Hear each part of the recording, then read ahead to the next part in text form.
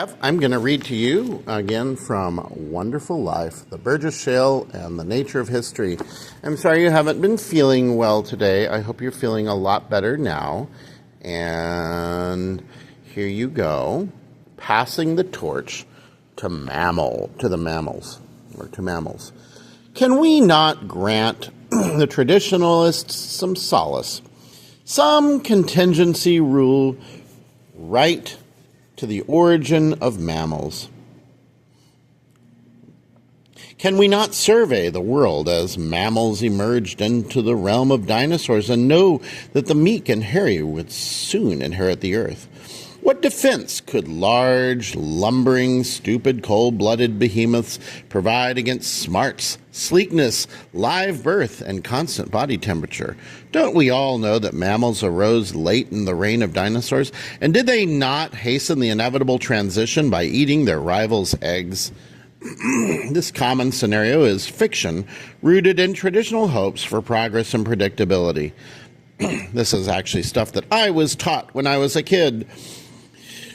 Mammals evolved at the end of the Triassic, at the same time as dinosaurs, or just a tad later. Mammals spent their first 100 million years, 2/3 of their total history, as small creatures living in nooks and crannies of a dinosaur's world. Their 60 million years of success following the demise of dinosaurs has been something of an afterthought. We have no indication of any trend towards mammalian hegemony during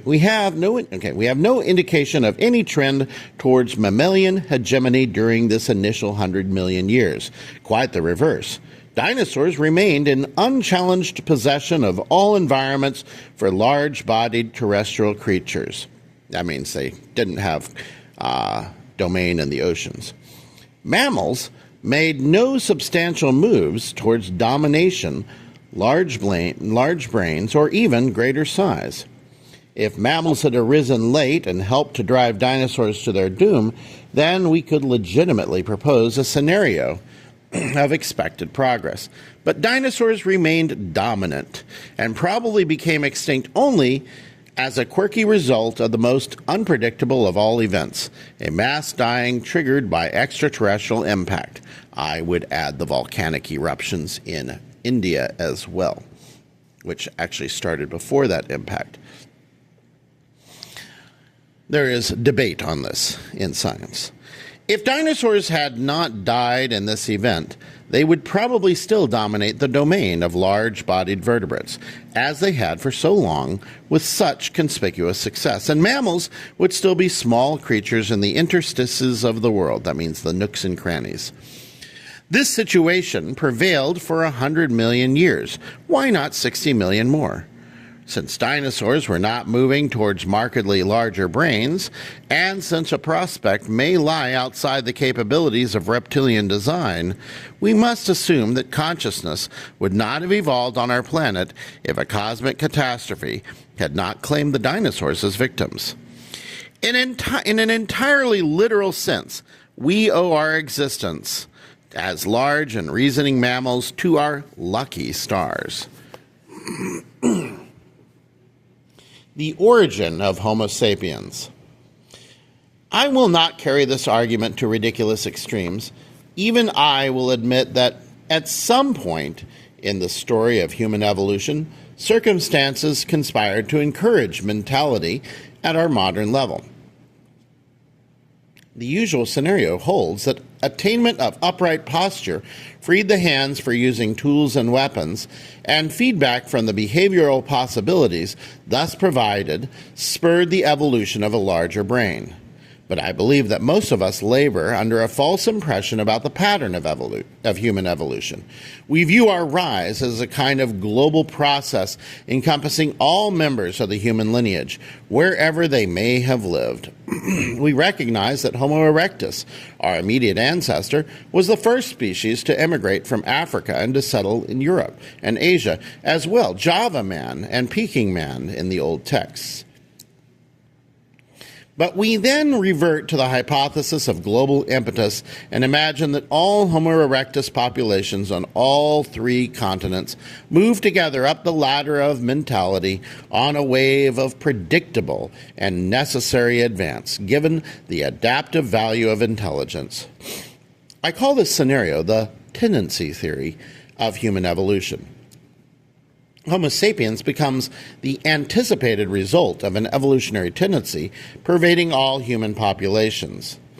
In our alternative view, recently given powerful support by reconstruction of our evolutionary tree based on genetic differences among modern groups, Homo sapiens arose as an evolutionary item, a definite entity, a small and coherent population that split off from a lineage of ancestors in Africa.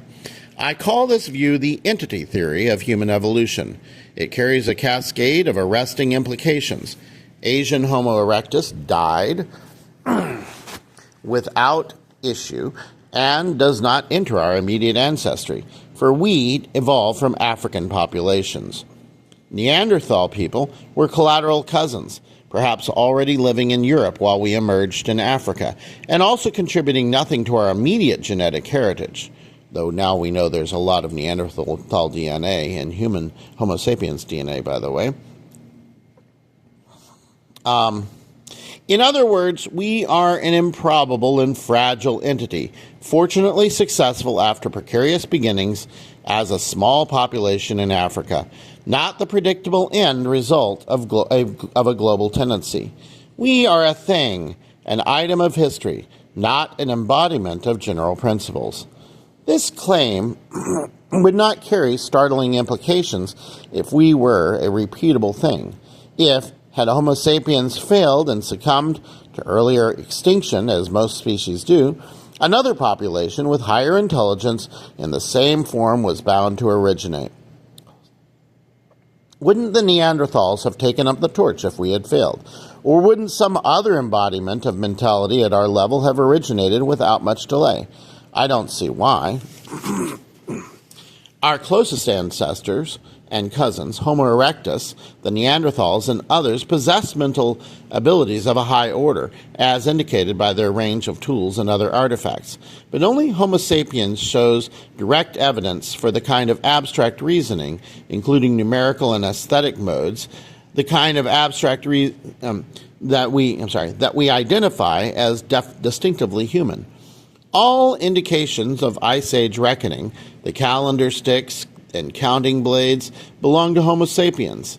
And all the Ice Age art, the cave paintings, the Venus figures, the horse head carvings, the reindeer bas reliefs, was done by our species. By evidence now available, Neanderthal knew nothing of representational art.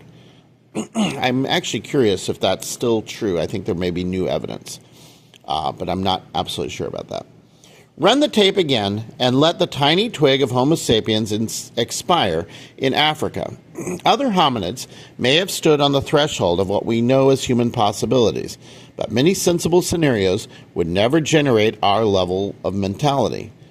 Run the tape again, and this time Neanderthal perishes in Europe and Homo erectus in Asia, as they did in our world. The sole surviving human stock, Homo erectus in Africa, stumbles along for a while, even prospers, but does not speciate and therefore remains stable. A mutated virus then wipes Homo erectus out, or a change in climate reconverts Africa into inhospitable forest. One little twig on the mammalian branch, a lineage with interesting possibilities that were never realized, joins the vast majority of species in extinction. So what? Most possibilities are never realized. And who will ever know the difference? Arguments of this form lead me to the conclusion that biology's most profound insight into human nature, status, and potential lies in the simple phrase, the embodiment of contingency. Homo sapiens is an entity, not a tendency. By taking this form of argument across all scales of time and extent, and right to the heart of our own evolution, I hope I have convinced you that contingency matters where it counts most. Otherwise, you may view this projected replaying of life's tape as merely a game about alien creatures. You may ask if all my reveries really make any difference. Who cares? In the old spirit of America at its pragmatic best, it is fun to imagine oneself as a sort of divine disc jockey sitting before the tape machine of time with a library of cassettes labeled preapolids, polychaetes, and primates. And we're having a fire drill.